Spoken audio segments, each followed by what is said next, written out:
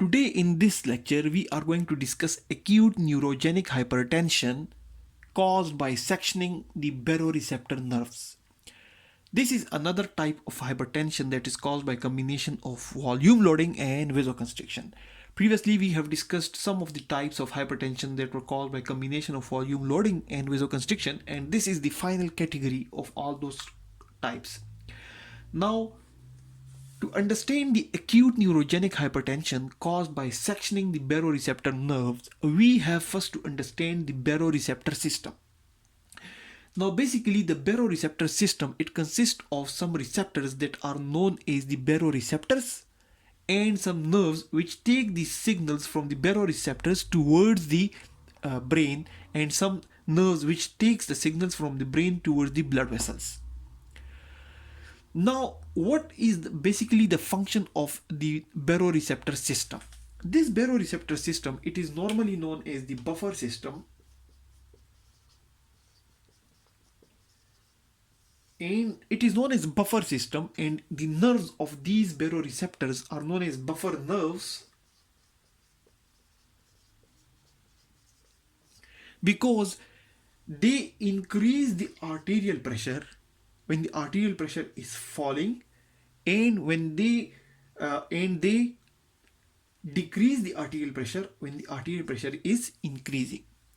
So when the arterial pressure is increasing more than normal, they try to decrease the arterial pressure, and when the arterial pressure is falling more than normal, they try to increase or elevate the arterial pressure. That's why this is known as the buffer system, and the nerves involved are called buffer nerves.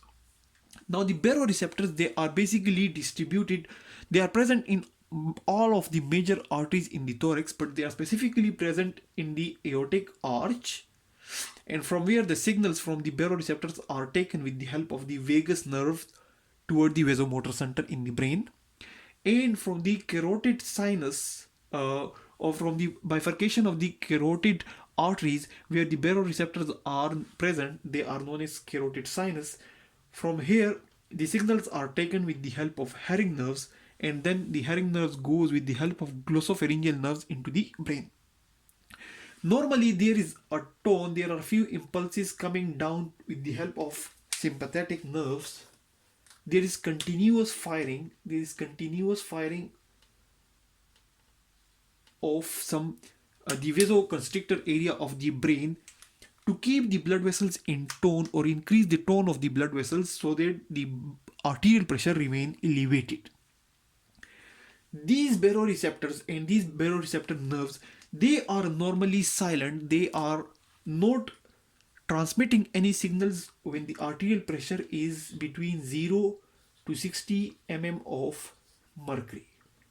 They remain, they are transferring or transmitting almost zero impulses from these blood vessels toward the brain when the arterial pressure is between 0 to 60 millimeter of mercury. But once the arterial pressure starts increasing more than 100 millimeter of mercury, then the signals with the help of these vagus and herring nerves, they start increasing more and more. When more signals go from the from the baroreceptors toward the brain, this tone, the tone of this vasoconstrictor area decreases, and the constriction of the blood vessels decreases and dilation occurs. So when the blood pressure increases, when the arterial pressure increases, the tone or the signals transmitted from the vasoconstrictor area decreases, and signals transferred from the vasodilator area from the vasomotor center, it increases. These are signals from the vasodilator area.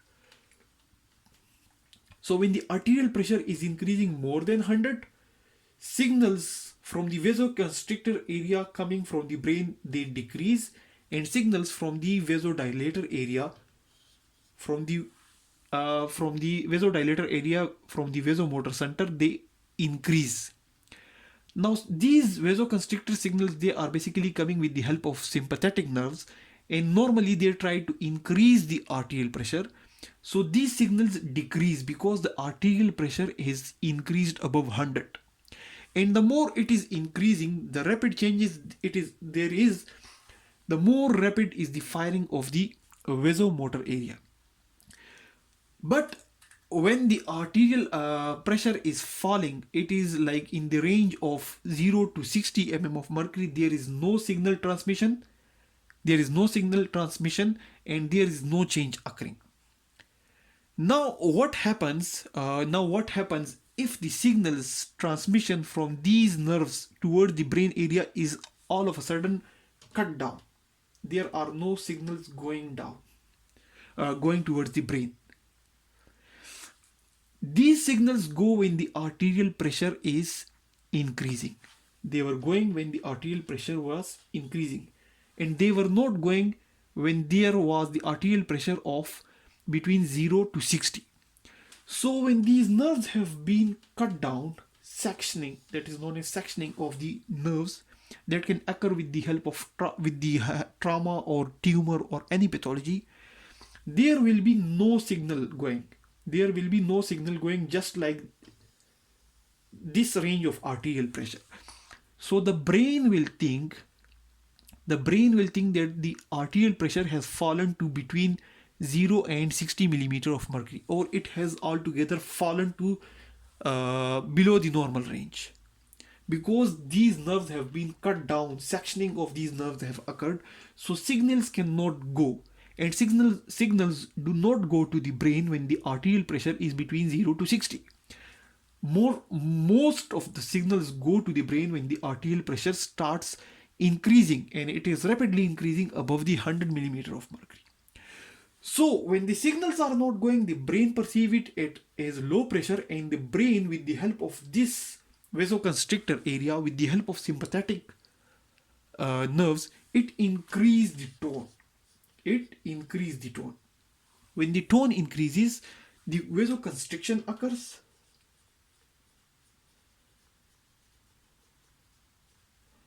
and increase in the heart rate. Heart start contracting more, the heart rate increases, vasoconstriction occur, blood vessels constrict, and there is pumping of the blood in the veins. Veins constrict, so the blood in the veins is pushed toward the heart.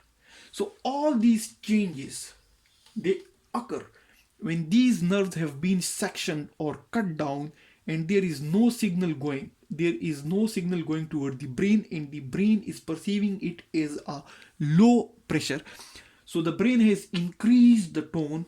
And it is causing the vasoconstriction, heart rate, and increasing pumping of the vein towards the pumping the blood in the veins toward the heart. All of these changing will ultimately lead to high blood pressure or hypertension.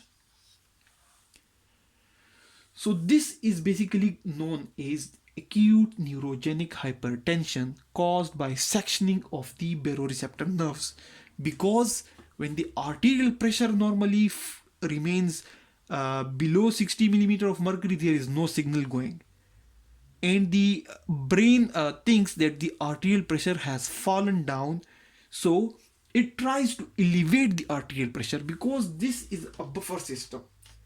It will increase the arterial pressure when it is falling, and it will decrease the arterial pressure when it is increasing. So when there is cut down of these nerves, sectioning of the nerves due to any reason, there is no signal going toward the brain.